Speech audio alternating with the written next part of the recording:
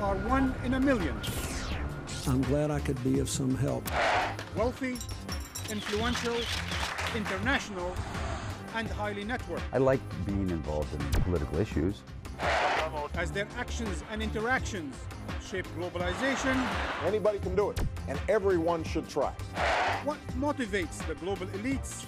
We wanted to do our part. And who keeps their power in check? This is Empire.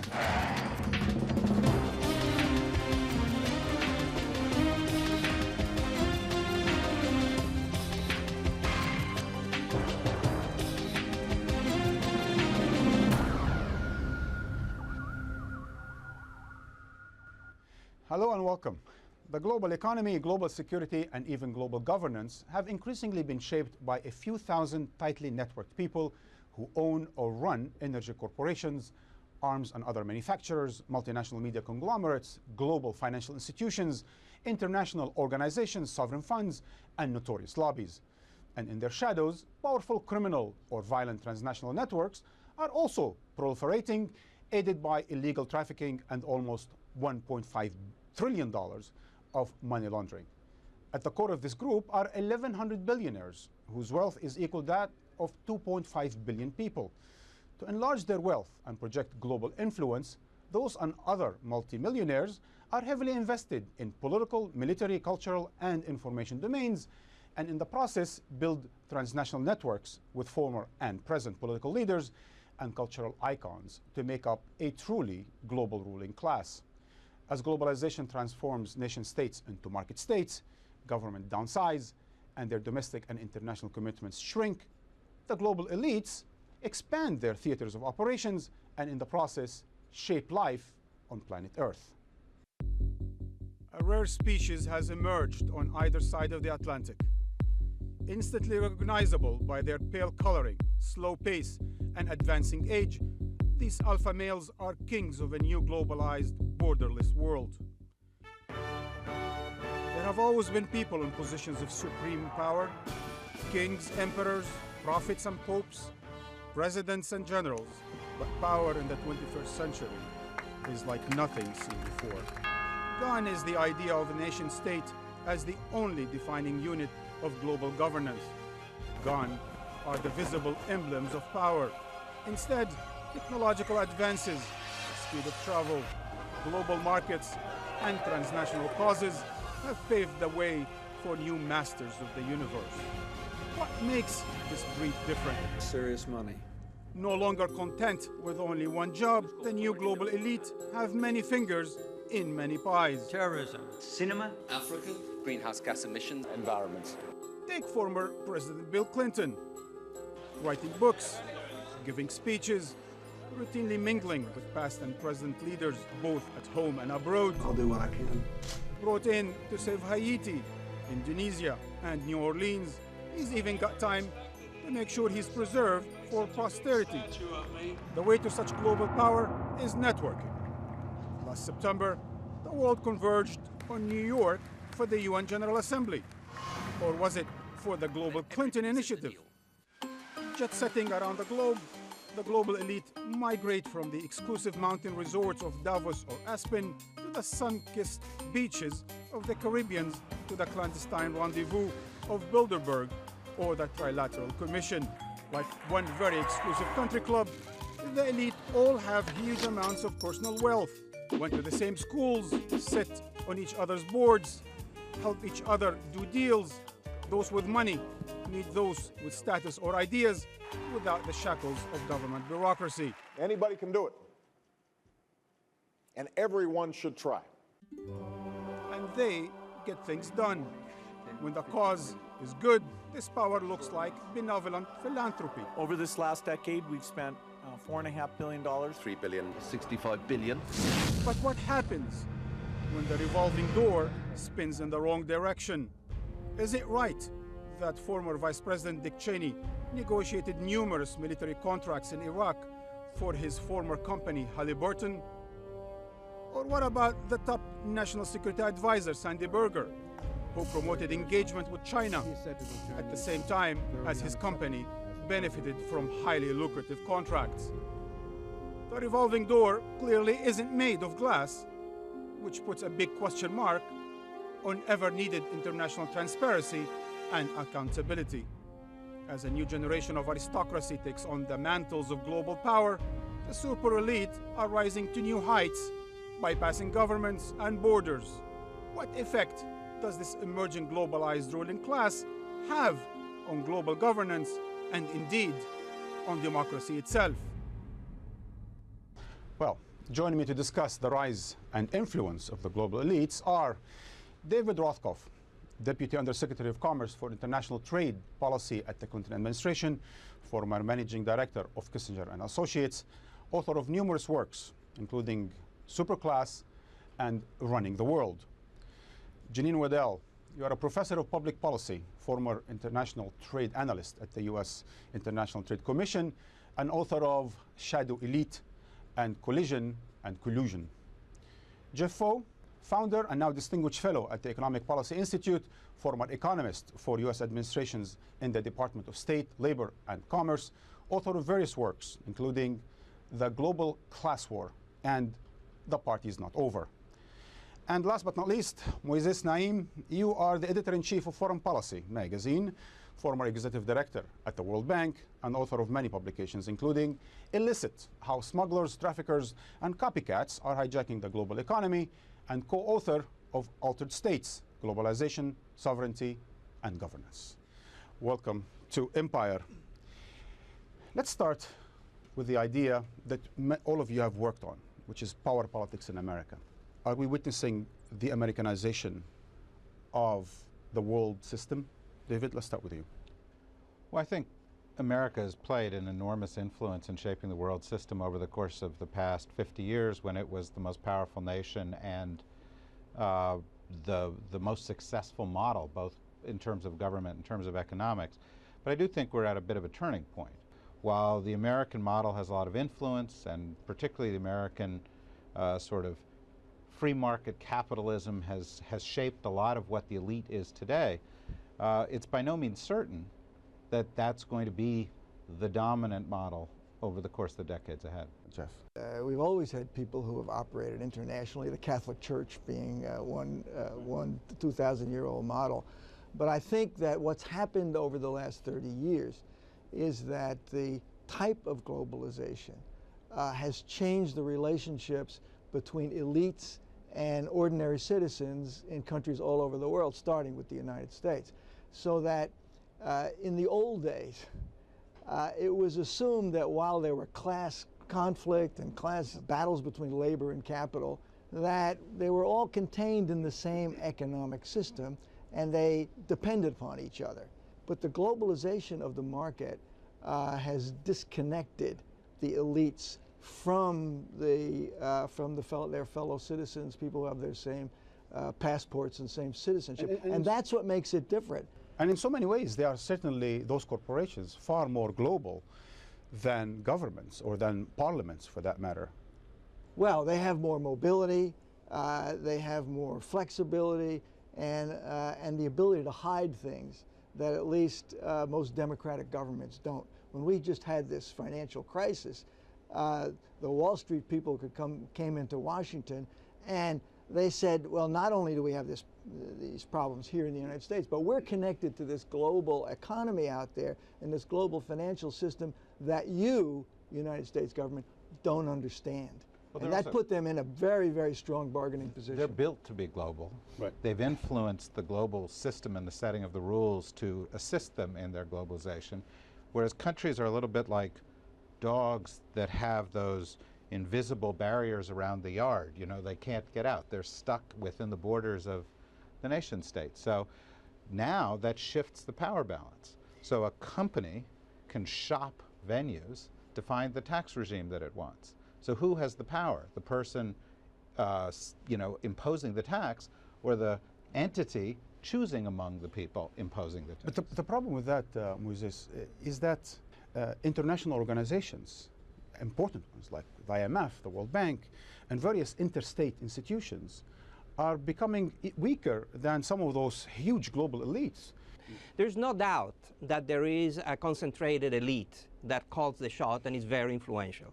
That has always been the case, and that is the case today. So the notion that there is a concentration of power is an old Marxist idea, that there is an elite that concentrates power, and power concentrates even more, and so on and so forth.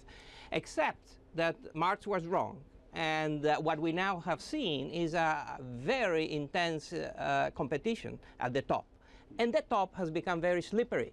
If you look at who were the 100 top corporations in the world a few years ago, they're different in part than they are. The rate of turnover amongst top corporations is increasing. The rate of turnover of CEOs of large corporations is changing. The 1,200 billionaires in the world, that list changes. Yeah. And so my point is, of course, there is a concentration of power. Of course, there is, but globalization, contrary to what has been said, globalization is creating more competition, is making being at the top more slippery, and is generating a very different kind of dynamics among the powerful than what we have seen before. Obviously, there have always been elites. We all know that. But one of the things that we're seeing in this age that differentiates us from previous eras is that the players, that what I call shadow elite players, play many more roles that are mutually influencing. They wear multiple hats, and we don't always know what those hats are, and their titles don't convey the power and influence that they actually have. Also, they tend to break the rules both of the state, that would be the rules of accountability, the rules of government, and the rules of the corporation. Those would be the rules of competition. But now, before they could do that and nobody would know. Now there is hundreds of NGOs and professors like you and researchers that call them. But that's not the global market. All markets require rules. There's no such thing as a perfectly free market. And for hundreds of years now, we've developed rules based on the nation state. With a global market, without a global government, you've got a lot more instability, you've got an absence of rules, and it's sort of a catch-22 for capitalism. Look, here's the reality. There have always been elites. Long before Marx defined elites as a problem. Thomas More defined it as a problem when he wrote Utopia. The Greeks defined it as a problem. And those elites have evolved as economies have evolved. Is there more transparency? Is there more mobility? There certainly is. Does that mean that the imbalance in terms of influence isn't a problem for the world? We've just been through a financial crisis that was one of the most remarkable experiences any of us have seen, where for 20 years the financial community said, get off our back, we don't need regulation, we'll handle things on our own, leave it to the markets. Pushing away the governments, and the governments didn't set the rules, they bought the rules from these people, or they were sold the rules. And then what happened after that? As soon as they got into trouble, as a consequence of their greed and overreaching, they picked up the phone and they said, bail us out. What happened after that? As soon as they were bailed out and back on their feet, they got on the phone and said, get off our back again. Yeah, they profited from this process. And this shows that there's a small, this is an example of a small interlocking group of people who defy the rules of the state and the private at the same time, the rules of competition of the private sector and the rules of accountability of the state. And we don't have the same information that they have. I disagree that there's more transparency. It's hard to disagree that we don't need better rules. It's hard to disagree that the financial system needs to be better regulated. But when we speak about states, let's not be abstract. We're talking about the Chinese state. We're talking about the Russian state. We're talking about states in the Middle East. Are those the states that you would like to be imposing the rules? Wait a second. Before we talk about the states, don't you think that those elites have more in common among themselves than with the rest of us? I'll give you an example. The 70 people who are running or in the boards of the 5 most important companies in the world are also on the board of the other 150 companies that are leading in the world. They certainly have more in common than the rest of us. Yes, and I think that's the only way you can explain the process of globalization over the last 30 years.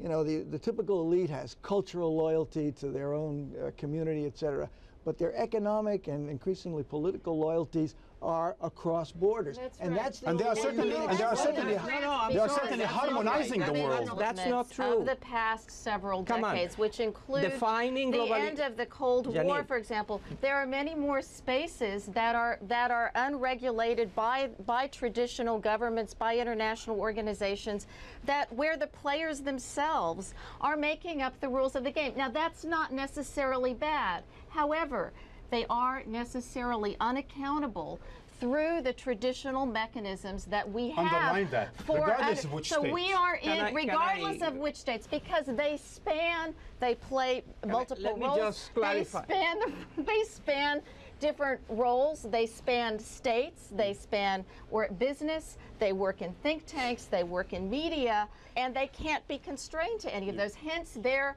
influence, and hence also the fact that they're not accountable. David, go ahead. Listen, guys, globalization has helped hundreds of millions of people. The bottom has risen in the world. Has the top risen more quickly? Yes. Has inequality grown in the world? Yes. Are there some states that are useful? Yes. Are there some states that are corrupt? And is there more competition at the top? Yes. Is more slippery at the top? Yes. But there's more harmonization in today's world. These aren't mutually exclusive ideas. There can be more competition, it can be more transparent, and there can be imbalances that ought to be addressed. And the reason that we... All I'm saying is that you are describing something that has always been with us since we have recorded. But it's certainly become more global. It is totally different. And so the challenge here is to identify what is it that is different from what it was always there. Let me finish, I'll do it. And that is that throughout history, we've developed mechanisms to try to balance the imbalances. Those were national governments that had tools within borders to do it. Now, much of this debate has moved off into a kind of a global space where national governments have less teeth and where the rest of the people, those hundreds of millions of Chinese who've been benefited by globalization, have less of a mechanism by which they can ensure that the people at the top don't go outside the bounds of what's in the collective interest. Because what's in the collective interest ought to have a seat at the table, and at a lot of these discussions, the vast majority of people aren't at the table. But it did have a seat at the table, and now that has changed. When the Citibank and Goldman Sachs, et cetera, walk into the Treasury and walk into the Congress, there still is this assumption, and we have a problem with language, that they are our corporations. They're they get more than 50% of their business from outside the country. And so why wouldn't they be thinking globally and not about the future of the United States? Well, let's talk about that a bit in the sense of not only the financial and the economic, but also in the sense of the security and the security and the military, the questions of life and death. Can we think of a war in the Middle East without, for example, certain oil elites having a say? Or without certain military elites? Is the military-industrial complex that President Eisenhower warned us against, is it now present under probably the most liberal of all American presidents in the last century? Unfortunately, tragically, wars are always decided by a small group of people that send other people's children to die. That has been true before, and it is true now. But it's supposed to be accountable governments, not corporations with influence over governments to advance their economic, military, or other interests. If there were no oil in the Middle East, the United States wouldn't care about the Middle East. It wouldn't care about Israel. It wouldn't care about Palestine. It wouldn't care about social development in Iraq. It wouldn't care about the Taliban. If there were no oil, and the interests who benefit from that oil and who advocate for that oil and who have done so and who have shaped American foreign policy over the course of the past 70 years as a consequence of that oil are big businesses. But as Janine would say, how can you tell the difference since they are in and out of government, into the big corporations backing government? How do we know when is it government and when is it the private sector? Well, and I think one of the key issues now for the United States in the military arena is who's making the decisions about national security. So the question is not that it's just elites. Of course, elites have always made the decisions, but the question is, who are these elites? How are they organized? That's the question we need to understand, because the world does change. Well, by its very nature, the global market, and the name of the show is Empire, and an empire requires these kinds of relationships. It's not that these people got up one morning and said, we want to be part of this global elite. This is an evolution that occurs, and they're connected to their institutions. And if I can add, you have the last word before we go to break, Moises. Empire assumes that there is a center that is a hegemonic center that calls the shots and defines what are the economic interests, and that defines the security and military decisions. All I want to say is that that empire, which by implication here is the United States, has a lot of competitors these days. And there is a lot that this empire, the United States, would like to do that cannot do anymore. We're going to carry on the discussion after we're going to come back from a news break. And before we do, we're going to have Diana Ferrero report on the expanding role of the softer power elites. It seems as if at times celebrity can bring that focus. I find refugees just the most extraordinary people. Over the past 10 years, the richest rock stars, business, and media moguls started using their billions and their brands for good causes around the world in the fight against poverty, AIDS, malaria, and refugees. Can't make the policies, but you can bring a camera where you go because they'll follow you and you can shine a light on it. This is how these celebrities became global philanthrocapitalists, self-entitled superheroes. AIDS drugs to Africans who can't afford them. Off on a mission to save the world. That seems to be my job. When people get involved in Africa, it's an ego trip. If you look for the mythology, it's Tarzan. I'm Tarzan, I'm here to save you. The power of all the mass of people saying, thank you, thank you. It's almost an evangelical, almost like a prophet. Celebrities can be very influential through this kind of soft power. We ask only what the politicians promised. Politicians are seen as agents of their own countries. Celebrities are seen as agents of something larger than a country. They are seen as somehow part of a fantasy world. It was really a privilege to sit down today earlier with President Obama. Angelina Jolie said, I can phone up presidents of countries I've never been to, and they'll take my phone call. So I think that's where celebrity has tremendous power. Their global appeal is unquestionable, but do they have the political credentials to be world ambassadors and to mobilize governments? Congratulations. Thank you very much. Are you all going to school? So Bono, the front man of U2, particularly because of his Christian beliefs and so forth, he was able to mobilize the right wing of American public opinion. And I think that's one of the reasons why the Bush administration was so effective on Africa. C'est une jolie fille. On the other hand, I worry a bit about people like Madonna flying into African countries and then sort of adopting children without much research into whether that child was even an orphan or not. Philanthrocapitalism is controversial because having rich people use their private money to do things that we've traditionally thought of as a government's responsibility, feels like maybe it's a step back towards the Middle Ages or something. I think another risk is philanthrocapitalists are very much pursuing their own personal agenda. Take Oprah, the richest American TV queen who has an entire media empire to spread her own influence. I do believe he's the one, Barack Obama! When she supported Barack Obama's campaign for presidency, I think that helped a lot. When you educate a girl, you begin to change. Oprah funded entirely a school for orphaned girls in South Africa. Again, you could say cynically that she was making her own publicity over this, but you could also say that she was doing some good as a result. We wanted to do our part to give every person the chance to live a healthy and productive life. But giving money away is not easy. Beyond a welcome tax break, billions and billions may end up in the wrong hands, boosting the wrong governments. A lot of the traditional government aid policies tended to create dependency. They used to foster a culture of corruption. You tended to write a large check to an African government, and then most of it would go off to Switzerland in a private bank account. Bono, George Clooney, Angelina Jolie, name any, Bill Clinton, who are they hugging? Not the local people. They're arm in arm with the dictator, invariably, or with the head of state. People around the world who see one of these superclass billionaires, need to ask a few questions about them. Why are they advocating this and not something else?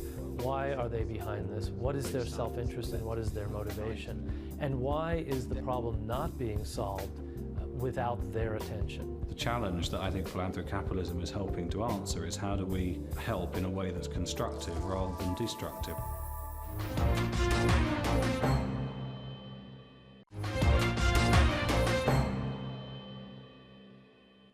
Welcome back. Nowhere is the power of global elites as pronounced and amplified as when they influence government's security and economic policies through the revolving door between the private and the public sectors. And nowhere is it as obvious as when former politicians use their resumes to effect change. Carter, Blair, Clinton, Brzezinski, Schroeder, Thatcher, Gorbachev, Annan, Mandela are now global brand names. Before we continue the discussion on the good, the bad, and the ugly global elites with my guests, David Rothkopf, Janine Waddell, Moises Naim, and Jeff Foe, Juan Pablo Raymond takes a look at one certified member whom you, David, called brilliant and charming. Here's Henry Kissinger, the man, and his associates.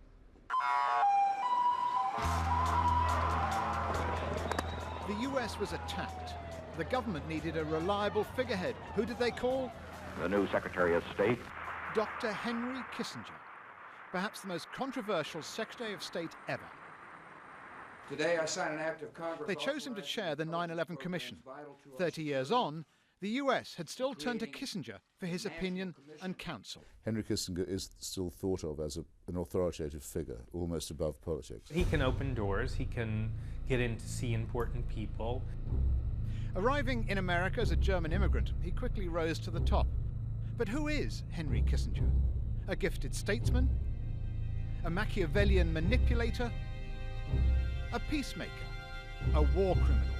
Or all of the above? Henry Kissinger was accused, correctly say, of murdering people in Chile or Argentina or East Timor.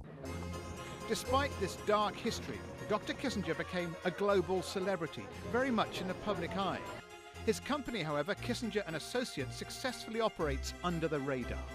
And it seems that for Kissinger, his company's clients come first. Having said what an honor it was to be appointed to chair the 9/11 Commission, it took only days before Mr. Kissinger said, but not if it means I have to declare my international clientele. So what is so special about his client list? What is there to hide? We know Kissinger Associates had Milosevic, Yugoslavia, as its client when he was butchering the Muslims of the Balkans. We know that they had Chinese clients when the students in Tiananmen Square were being butchered. Kissinger & Associates have been extremely adept at spinning the revolving door. And in spite of its low profile, bordering on total secrecy, the known list of former employees reads like a who's who of power. Brent Scowcroft, Bill Richardson, Paul Bremer, and Tim Geithner, President Obama's Treasury Secretary. The list goes on.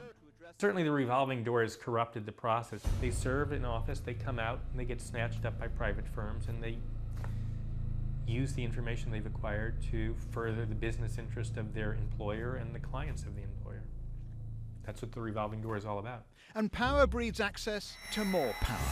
Dr. Kissinger became the most frequent visitor to the White House during the run-up to the Iraq War. Dealing with weapons of mass destruction in Iraq cannot wait. President Obama sent him to Russia to negotiate a nuclear disarmament initiative. It poses a pretty clear conflict of interest since it's been reported that he has business in Russia and other parts of the former Soviet Union, so how he could possibly be an honest broker. Whether he was convincing George W. to attend the Beijing Olympics, giving Sarah Palin a crash course in international affairs, having regular calls with Putin, or dispensing advice to Hillary Clinton. Well, I like Henry, too. Kissinger is still at the center of US diplomacy.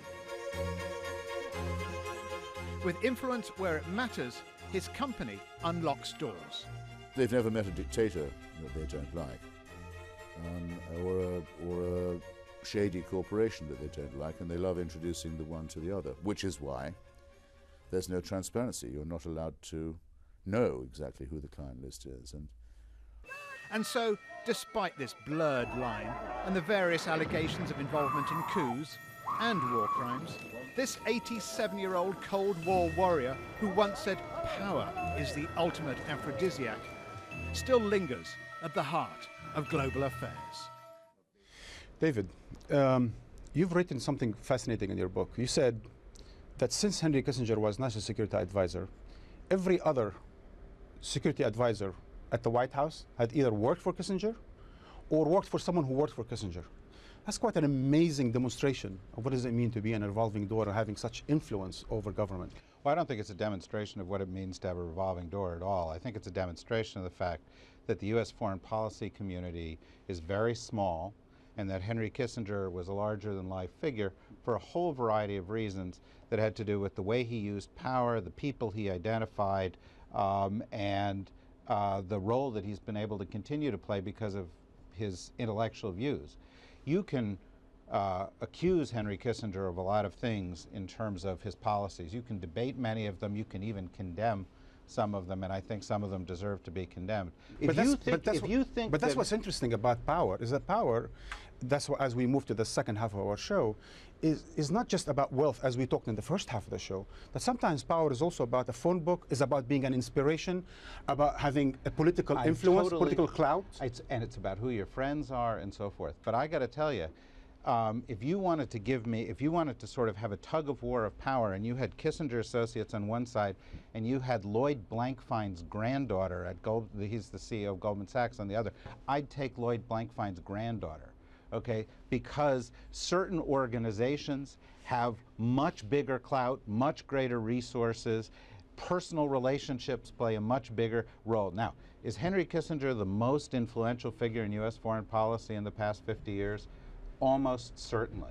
But it has nothing so what are you disagreeing with then? It has nothing to do with the commercial element. Well, no, of course not.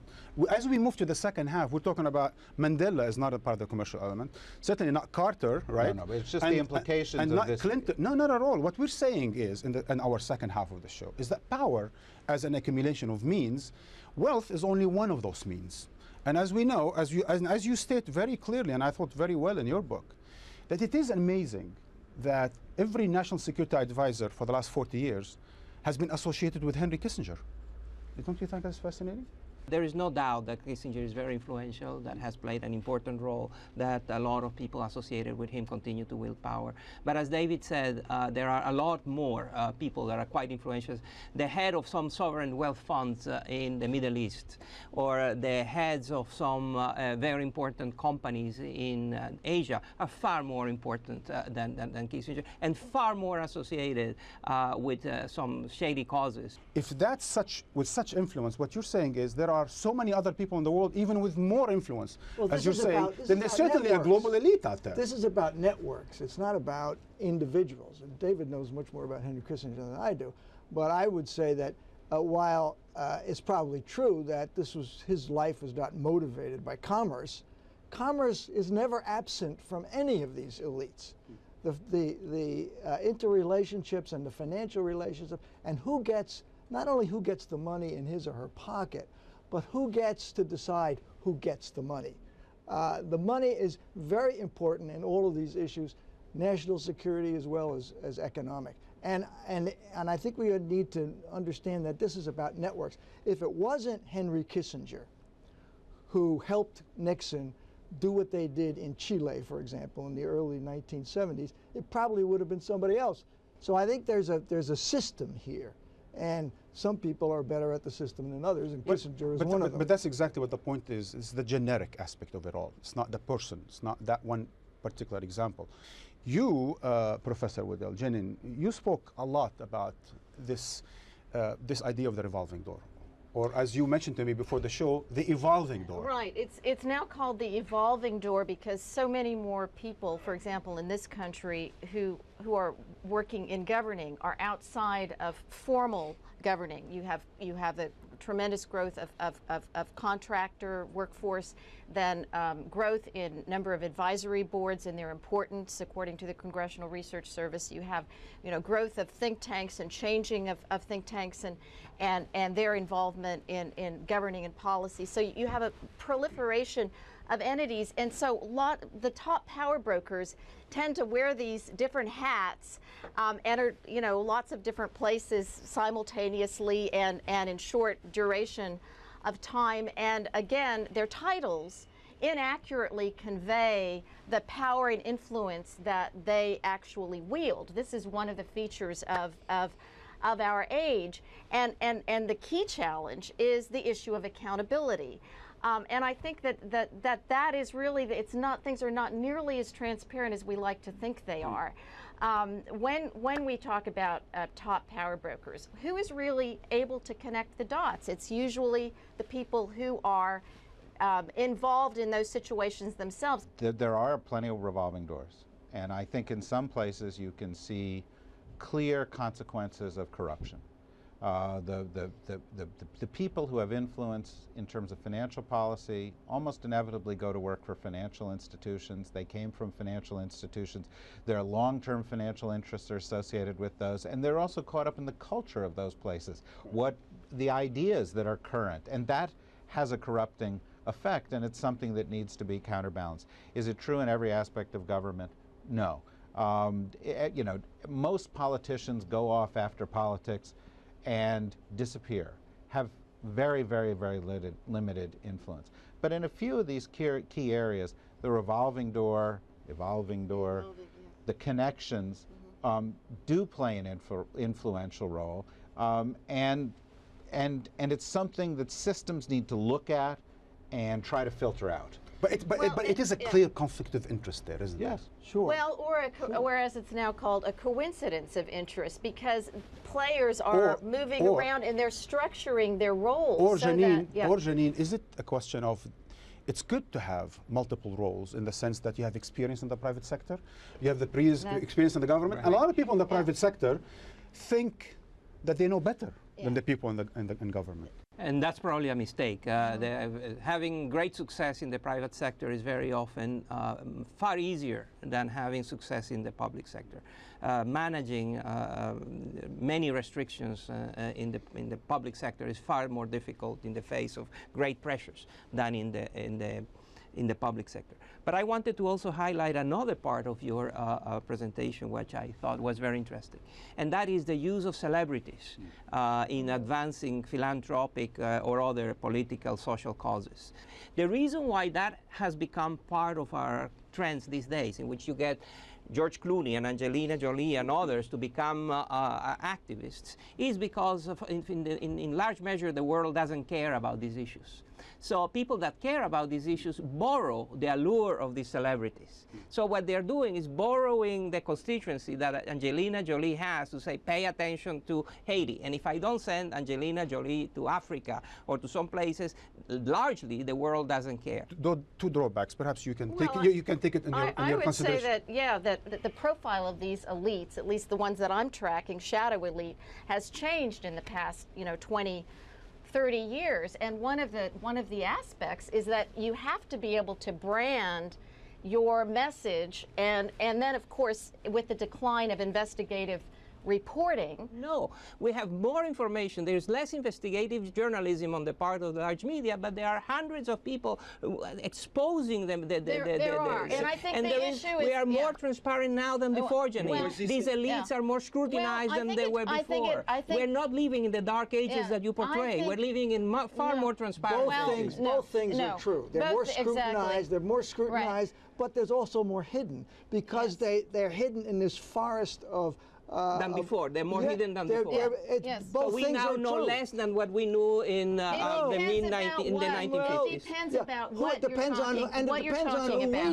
It depends on who we is. If you're talking about people who spend their time looking at the internet and finding out these little niches of investigative reporting, sure, there's more information. But if you're asking about the average person who works for a living and comes home and turns on the television and sees this 15-second spot, no. But Moises's point is unassailable, whether it's in the Middle East, the developing world, as a consequence of satellite television or the internet or phones, as a consequence of the proliferation of blogs, the accessibility to local media, the ability to translate that media. The world is swimming in information today as it never had before. And what he was saying simply about Angelina Jolie and others is they are part of the political process. They move the spotlight to an issue, and that's how you mobilize action. And for that, there is nothing that can be condemned. Would it be better if the world, no one, but I mean, I don't know that you were, but I think he was making a point, and I'm merely trying to support it, which is the world would be better off if it didn't take Bono and Angelina Jolie to care about the tragedy of Africa. But it does, and they help. Before I go back to solutions, I just want to go back to one point that you've raised. It's very important to me because we're sitting in a media organization. It seems to me, Moises, that there has been a lot of manufacturing of consent, as one radical intellectual put it, in the sense that those very same global elites own the media in so many parts of the world. And information is not an easy thing to come by. Bloggers can express their opinions. But the major news outlets in the world are owned or run by the global elites. How do you expect then all this transparency you talk about to come out there to the public sphere? I do believe that media is going through a complex transition. That transition is driven by new technologies like the internet and other modalities. But I also believe, and I do believe that they're all monopolies. There are more monopolies that have a very hard time just fending off and containing the competition that is happening around the world. I don't know, what would you rather have as a tool of influence, Google or CBS? Would you rather have CBS? We are at Jazeera. Who is more influential? These are my choices? Well, there are more Jazeera, than, wait a second, there are more than what you had just 10 years ago. Today, you have Google, you have Facebook, you have even Twitter. That is changing the way people are consuming and producing and distributing information, and is shaping the debate with far more competition than ever before in the history of humanity. I think it's changing things, but it's not getting at the question of power. Which I want to get to you, because I think you're the one among all my four guests who have almost dedicated half of your book to the question of solutions. So I'm going to ask you to wrap up on the questions that you ended with your books. David, you spoke about balancing freedom and justice. You're going to have to explain this to us. Janine, you concluded with two words: public responsiveness. That's it. You had no other words because you wanted to pose the problem, then give solutions. You spoke about everything from the European model to workers of the world unite. I think you wanted the return of the states in order at least to resolve the question of the shadow elites. Can we wrap it up, please? David, you start. Well, I think what I meant by freedom and justice is competition, and some of the things Moises has been talking about has been hugely beneficial for the world, and you do want to give as much freedom as possible in the markets. But you also need a voice for the people who aren't at the table. You need a voice for the disenfranchised. You need counterbalances, and those come in the form of governments. Right now, they come in the form of national governments, and there is a void on the international stage to address these issues that are out there in terms of the global sphere. We need stronger international institutions, stronger international laws, more to assure that the little guy has leverage in the system against the big guy. And that's going to produce, I think, a revolution in the way the world is governed in the next 70, 100 years. That's roughly akin to what happened in the middle of the 17th century as we went from a feudal system to a system of nation states. Janine. We're in an accountability crisis because the profile of today's what I call shadow elites has changed. But when government itself is complaining and is demonstrating in report after report that it itself doesn't have the tools, it doesn't have the basic information that it's paying for in many crucial areas to do what it needs to do, then that's a real problem of accountability. And we need to, first of all, develop the mechanisms to understand this issue. Transparency. I think the central problem is that what contained and connected the elites with ordinary citizens has been broken. And that's the national boundaries. And what you've got is that you've created a politics, a political networks, Kissinger, et cetera, that crosses borders. But the politics for ordinary people doesn't cross borders. And it seems to me that we've got to figure out how to broaden the connections between the people who aren't at these tables and the people who aren't making these presentations and the people who aren't in that network. So we've got to democratize the process. The world has changed in ways that makes it very, very hard for a small group of people to do whatever they want. That exists, and there is no denial that there is a limited amount of people that have great influence, but these people are being challenged, constrained, displaced, and very often sent home or killed and lose their power. First point.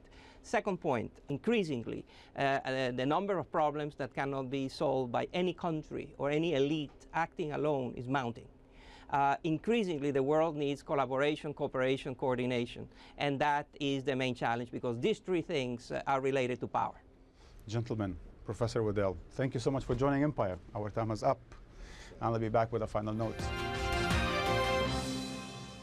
When it comes to global elites, numbers speak louder than words. Some statistics might give you a clear idea about the size, influence, and scope of these global giants. The top 1% of the world's richest own 40% of the planet's global wealth, and the top 10% control 85% of its wealth. The top 10 corporations generate 60% of their revenues and employ 59% of their workforce overseas. The 70 CEOs and board members of the largest 5 companies are also on the boards of the top 150 companies. And the average international corporation had 100 subsidiaries in the 1960s. Today, it has 10,000 subsidiaries. In the final analysis, whether these giants cooperate or compete, their actions and interactions are shaping the future of our planet like never before. So my question to you is, if they account for so much of the world's wealth and power, who are they accountable to? And that's the way it goes. Write to me at empire@aljazeera.net. Until next time.